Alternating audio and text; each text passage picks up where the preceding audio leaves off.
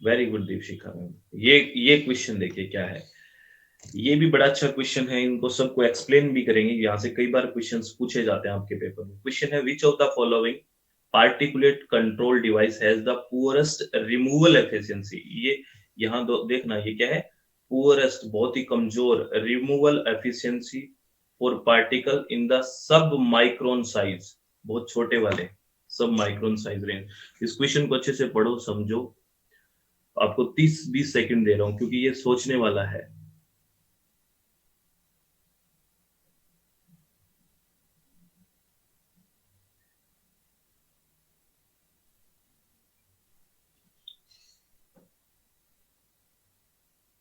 जो सब micron size होता है ना, बेसिकली सब माइक्रोन साइज की बात करें तो बहुत छोटा साइज है ये। लगभग ये 0.1 माइक्रोमीटर से 1 माइक्रोमीटर तक को इस रेंज को बेसिकली हम इसमें डालते हैं, सब माइक्रोन साइज में। ये है, ये साइज की बात कर रहा है कि ऐसे साइज के पार्टिकल को हटाने के लिए कौन सा पुअर है। चलो मैं पोल दे रहा हूँ, ऑल द वेरी बेस्ट।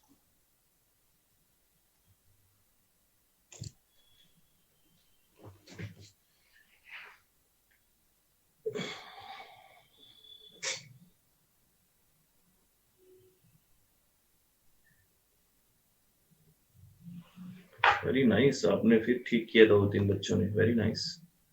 इसका राइट आंसर है साइक्लोन। बेसिकली ये क्वेश्चन ये कह रहा है कि कौन सा ऐसे, ये सारी की सारी पार्टिकुलेट कंट्रोल डिवाइसेस हैं। जो पार्टिकुलेट मैटर्स होते हैं उनको कंट्रोल करने की डिवाइस है, यानी कि ये फिल्टर्स वगैरह है जो रिमूव कर देते हैं। ठीक है, तो आपसे ये पूछा है which of the following particulate control devices has the poorest removal efficiency of particle in the sub micron size range.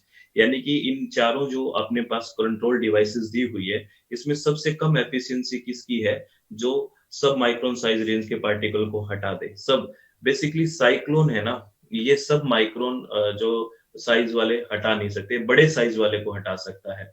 तो इसकी पुअर एफिशिएंसी है इनमें। ठीक है, इनकी इसमें पुअर एफिशिएंसी है। और इनमें सबसे ज्यादा एफिशिएंट कौन है? इलेक्ट्रोस्टैटिक प्रेसिपिटेटर, फैब्रिक फिल्टर और वेंचुरी स्क्रबर। इनमें आपको सबसे ज्यादा माइक स्मॉल साइज के लिए कौन सा ज्यादा है अगर बात करें तो? हाँ, वेरी गुड मैम, ये लास्ट करें।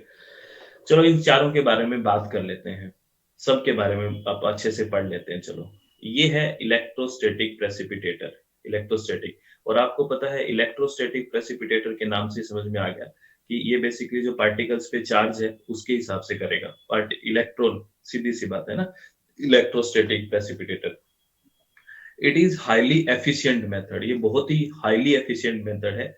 और इसका जो एफिशिएंसी है वो 99.9% है।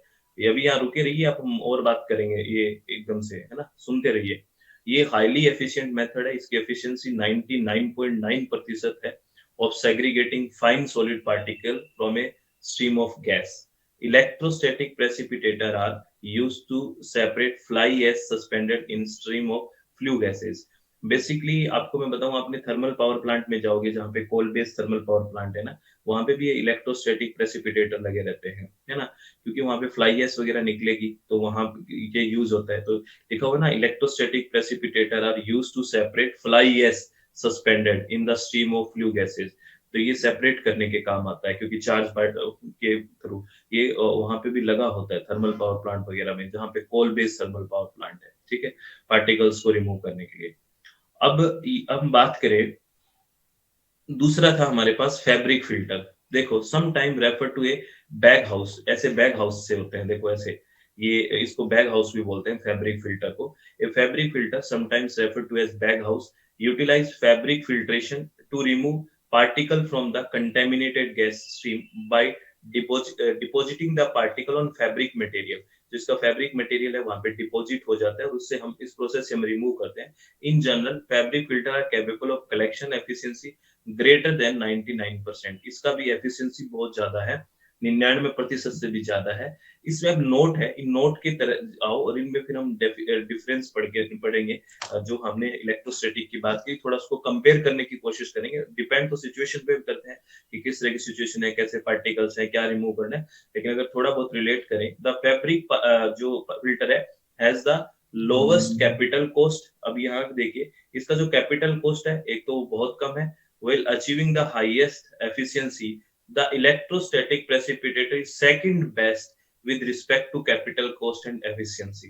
ये थोड़ा सा ध्यान रखना, क्योंकि ये फैब्रिक फिल्टर है ना, बेसिकली ये थोड़ा सा ठीक है। कारण ये, एक तो ये लोवेस्ट कैपिटल कॉस्ट है इसकी, और इसकी थोड़ी एफिशिएंसी भी ज्यादा है। 100% तक भी पहुंच जाता है, मोर देन 99% नहीं किया तो 100% तक भी चला जाता है ये एफिशिएंसी, लगभग वहां तक। क्योंकि अगर हम बात करें इसकी 99.97 तक, और ये यहाँ तक भी गया है, ठीक है। और ये बेसिकली इसका जो कॉस्ट है वो कॉस्ट इफेक्टिव भी है। तो ये इसका थोड़ा सा फैब्रिक फिल्टर को हम ये कहते हैं कि ये और अच्छा है थोड़ा। Electrostatic precipitator is the second best with respect to capital cost and efficiency. लेकिन डिपेंड इसमें भी करता है कि किस तरह का हमारे पास एप्लीकेशन कहाँ करना है, अप्लाई कहाँ करना है, इस पे तो करेगा।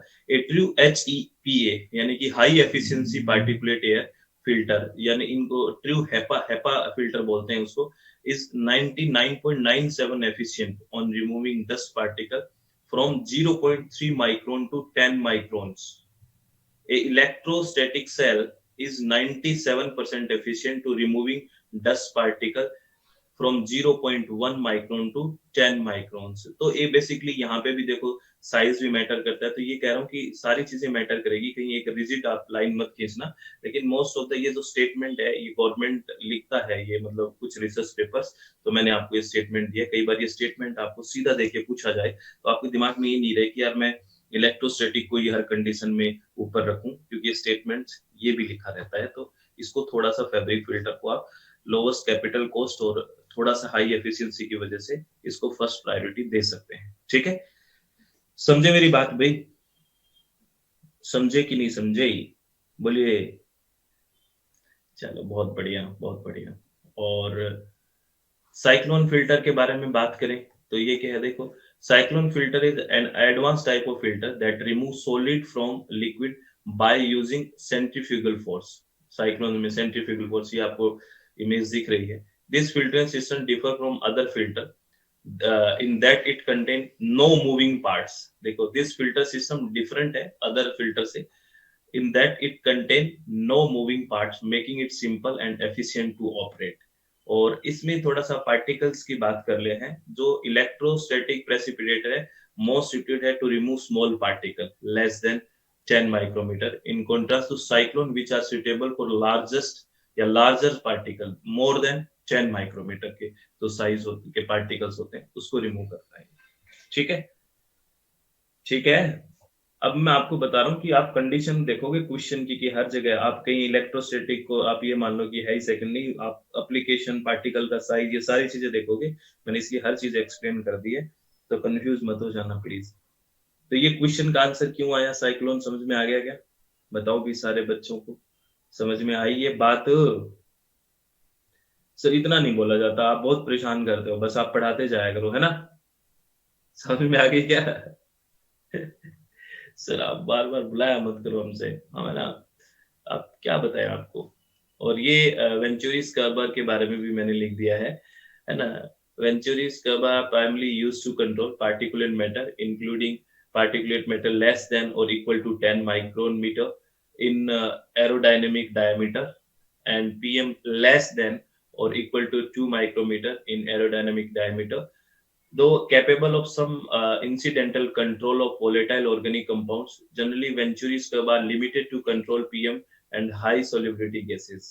ठीक है, ये EPA में लिखा हुआ है बेसिकली ये वेंचुरीज कर्व के बारे में। Venturis curve PM collection efficiency range है इसकी 70% टू ग्रेटर देन 99%। ठीक है, और ये तो ये जो मैं बात बोल रहा था कि डिपेंड करता है ना, डिपेंड क्या, डिपेंडिंग अपन द एप्लीकेशन। ये पढ़ेंगे अदिति मैम, अभी रुक जाओ। ठीक है, ये अपन द एप्लीकेशन पे डिपेंड करता है, ये हम बात कर रहे थे। और इसकी कलेक्शन एफिशिएंसी है वो जनरली हायर होती है for the PM with aerodynamic diameter approximate 0.5 to 5 micrometer. ठीक है, ये थोड़ा इस वेंचुरीज कर्व के बारे में भी प्लीज आप देख लेना, ऑप्शन में था हमारे पास। ये वेंचुरीज कर्व है ना, नेक इसकी बनी है थ्रोट टाइप, ये थ्रोट जैसी स्ट्रक्चर भी पूछ सकते हैं किस में होती है, इसमें वेंचुरीज कर्व में। तो अब एक बेसिक क्वेश्चन पे आ जाते हैं, आपके लिए तो एक बहुत हलवा क्वेश्चन है ये आपको इधर लिस्ट 1 दी है और इधर लिस्ट 2 दी है, इधर सोर्स दिया हुआ है और इधर पोल्यूटेंट्स दिए हुए हैं, आपको मैच करना है, तो ऑल द वेरी बेस्ट, करिए मैच। मैं पोल दूंगा आपको।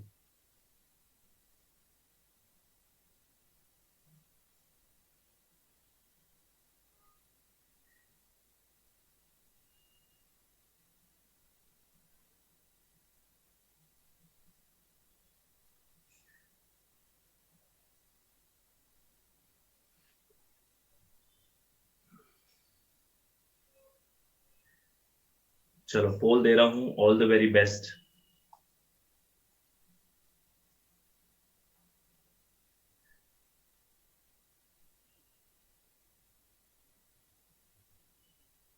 वेरी नाइस, आपके लिए बहुत इजी क्वेश्चन है ये, है ना। सभी स्टूडेंट्स ने बड़े अच्छे से सही किया, बहुत बढ़िया बहुत बढ़िया, वेरी नाइस। तो इसमें क्या होगा, सेकंड ऑप्शन है वो राइट है। ट्रांसपोर्ट जो सेक्टर है उससे बेसिकली क्या है, वोलेटाइल ऑर्गेनिक कंपाउंड्स निकल गए, ठीक है, वीओसी जिसको बोलते हैं शॉर्ट में। उसके बाद अगर हम रेफ्रिजरेशन और एयर कंडीशंस की बात करें तो एच एफ सी हो गया, ठीक है। लैंडफिल से हमें पता है मीथेन, और इंसिनरेशन जो है उससे हमें पता है डाइऑक्सिन, है ना। और आपसे एक बार ऐसा भी क्वेश्चन पूछा गया था, एक बार कोई पीसीएस का एग्जाम था शायद, हिमाचल पब्लिक सर्विस कमीशन का, उसमें भी डायरेक्ट ये पूछ लिया था कि इंसिनरेशन से कौन सा बेसिकली पोल्यूटेंट निकलता है, तो डाइऑक्सिन, ठीक है, फ्यूरान्स डाइऑक्सिन ये सब पढ़ते हैं ना, तो ये इंपॉर्टेंट है, ये ध्यान रखना, ठीक है। चलो आगे चलते हैं, ये क्वेश्चन है, ये स्टेटमेंट का क्वेश्चन है, देखिए। वो जो गाइडलाइन थी वो डब्ल्यू की गाइडलाइन थी, तो मैं एक बार वो उस पे वो जो अभी किया था हमने गाइडलाइन वाला, किया था ना पीएम वाला, पीएम वो मैं ऊपर लिखना हेडिंग लिखना भूल गया था। पहले इस क्वेश्चन को करो फिर मैं बताता हूँ मैं क्या कह रहा हूँ। In the guideline statement context of WHO consider the air quality following.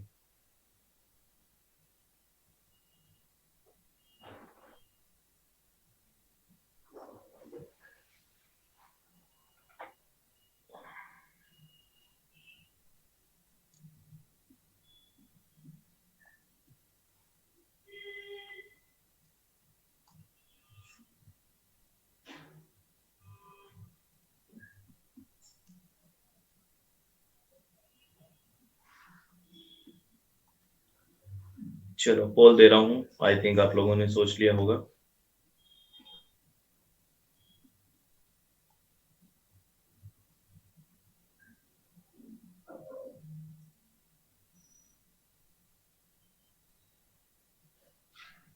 ये गलत किसने कर दिया अभी, ये तो सभी ने ठीक करना था, अभी तो हमने टेबल पढ़ी थी वो, अभी टेबल पढ़ी थी ना, 1 और 4 राइट आंसर देखो। 24 hour mean of PM 2.5 shouldn't exceed 15 microgram per meter cube, and annual mean of PM 2.5 shouldn't exceed 5 microgram per meter cube। और एक इसमें राइट आंसर ये है एक्सेसिव, ये दोनों गलत है, बेसिकली ये वाला सही है, excessive ozone in the air can trigger asthma. तो ये दोनों गलत क्यों है, पहले इसके बारे में बात कर लेते हैं।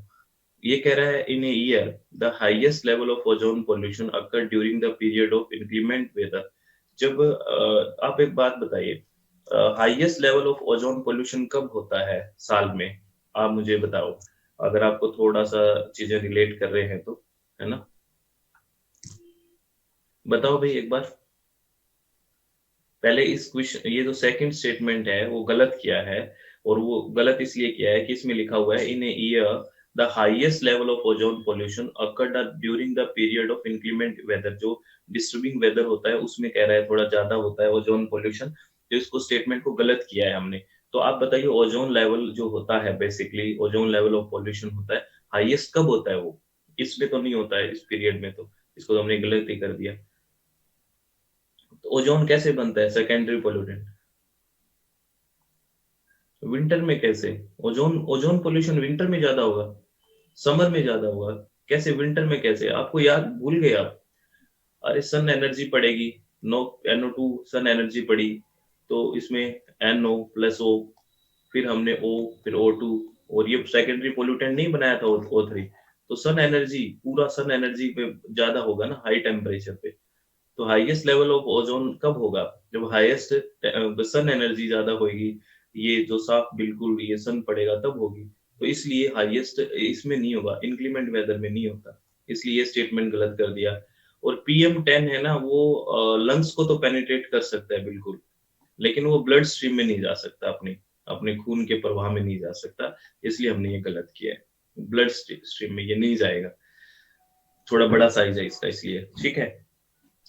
और ये जो मैं आपको कह रहा, इसलिए ये दोनों स्टेटमेंट हमने गलत कर दिए, और पहला और चौथा ठीक हो गया। ये जो मैं कह रहा था ना, ये WHO की गाइडलाइन है, ये याद रखना ना, इसी से वो क्वेश्चन था, WHO गाइडलाइन। ठीक है, ये याद रखना, ये इंपॉर्टेंट है। वो क्वेश्चन तो मैं आपको मैंने दिखाया था, ये क्वेश्चन यूपीएससी में आया हुआ था, आईएएस में। यूपीएससी के प्री में ये क्वेश्चन आया हुआ था, आईएएस के। अभी थोड़े दिन, शायद 1-2 साल पहले ही आया ये क्वेश्चन, तो आपसे भी पूछा जा सकता है। ठीक है, समझ गए क्या? अरे बताओ।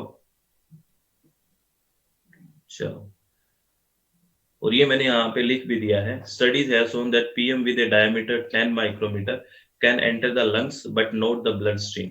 ये जो हमने एक्सप्लेन कर रहे थे। और ये यहाँ पे ओजोन वाला भी मैंने लिख दिया है, बाद में भूल जाओ आप। The highest level of ozone pollution occur during the period of increment weather, this statement is incorrect. क्यों है? क्योंकि ozone pollution tend to be higher during sunny period with high temperature and stagnant air condition, ये ज्यादा मिलता है। Hello friends, अगर आपको इस तरह से इन्वायरमेंट साइंस की डिटेल में तैयारी करनी है और डिटेल में लेक्चर्स को सुनना है, बिल्कुल इंटरेक्शन के साथ, प्रॉपर डिस्कशन के साथ, और पूरा सिलेबस 10 की 10 यूनिट अच्छे से करनी है, तो आप हमारी वेबसाइट पे विजिट कर सकते हैं, दैट इज www.swmg.in, या फिर आप मोबाइल ऐप SWMG पे जाके ज्वाइन कर सकते हैं। All the very best. चलो, ये क्वेश्चन देखिए, इस क्वेश्चन से हम बहुत सारी चीजें समझने की कोशिश करेंगे। ये देखते हैं, इंपॉर्टेंट है, आप इसको कितना अच्छे से कर पाते हैं क्वेश्चन को। ऑल द वेरी बेस्ट, सोचिए, समझिए और करिए।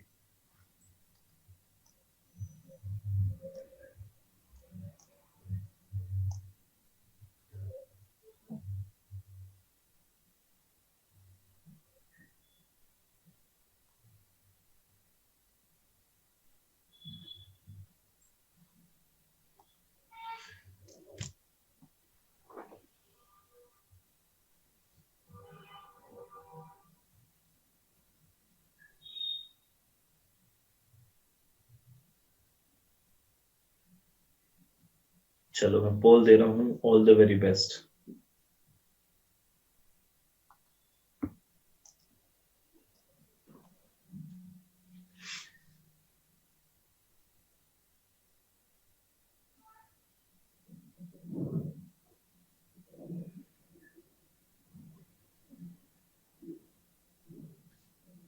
वेरी गुड, कुछ स्टूडेंट्स ने ठीक आंसर किया, नाइस। इसका राइट आंसर क्या होगा? थर्ड होगा, A एंड C। क्यों, क्या होता है, ये मैं डिटेल में भी बात करूंगा। ठीक है, अभी आराम से हम बात करेंगे डिटेल में कि क्या है। पहला क्या, ये बेसिकली किसके बारे में है? ये हमारे पास एक एपरेट्स है, क्या नाम है उसका? पैकेट टावर है ये, ठीक है ना। बेसिकली ये किस लिए होता है? कंट्रोल करने के लिए। किसको कंट्रोल करने के लिए? गैसियस पॉल्यूटेंट्स वगैरह को, ठीक है। तो इसमें बेसिकली ये किस तरह से काम करता है, ये एक तरह से इसमें स्टेटमेंट्स में क्वेश्चन दिए गए हैं। तो इसमें क्या होता है? The flow of effluent gas through a packed tower is counter current. ये बिल्कुल ठीक बात है, उसमें फ्लो होता रहता है, क्योंकि जो गैस है उसको फ्लो करते हैं उसमें। उसके बाद ये स्टेटमेंट ठीक हो गया। सेकंड स्टेटमेंट क्या कह रहा है? The packing material should have a small surface to volume ratio. Small surface to volume ratio नहीं है, ये लार्ज होता है। जो सरफेस टू वॉल्यूम रेशो होता है, ये काफी ज्यादा होता है, इससे सरफेस पे अच्छे से काम हो जाए। तो ये वाला इस वजह से गलत हो गया। और जो पैकिंग मटेरियल है is use to increase contact time, उनको इंक्रीज करने के लिए वो बेसिकली पैकिंग मटेरियल यूज किया जाता है, जिससे गैसियस पोल्यूटेंट है, लिक्विड, उसमें ज्यादा कॉन्टैक्ट टाइम मिले उससे, और अच्छे से चीजों को ठीक कर पाए, यानी पोल्यूटेंट्स को हटा पाए। The packing material used to increase contact time between the gaseous pollutant and liquid, ये भी बिल्कुल ठीक है। तो ए और सी ठीक है, बी इसलिए गलत है, ये कह रहा है कि स्मॉल सरफेस रेशियो, नहीं स्मॉल नहीं है, काफी ज्यादा अच्छा हाई होना चाहिए रेशियो। अब मैं आपको इसके बारे में थोड़ा डिटेल में बात कर, और अपना चित्त शांत रखना है, खुशी से पढ़ाई करनी है और अच्छे से रिवाइज करना है चीजों को। प्लीज रिवीजन पे ध्यान दो, रिवीजन पे ध्यान देना है और अच्छे से सुनाई देना है।